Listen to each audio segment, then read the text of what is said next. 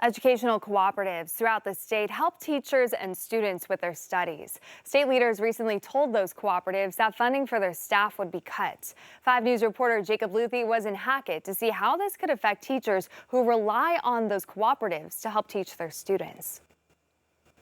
If we don't have our co-ops there to provide that help for us, then that makes it harder on the teachers in the classroom, making sure that we address all of the standards and everything that our students need. Jim Ford, director of the Guy Fenter Educational Cooperative, says the state told educational co-ops that starting in July, they would only fund 3 of the 8 specialists he has on staff.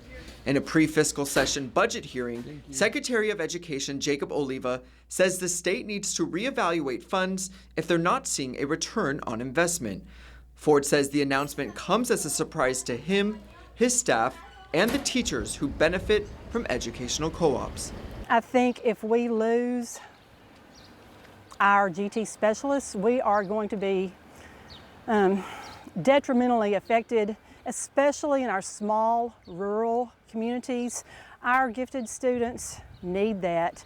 As gifted and talented educators, they count on us. We play a big role in our gifted students' lives, and our GT specialist helps us with that. Specialist Curtis Varnell says he feels blindsided by the situation, given feedback he heard a year ago.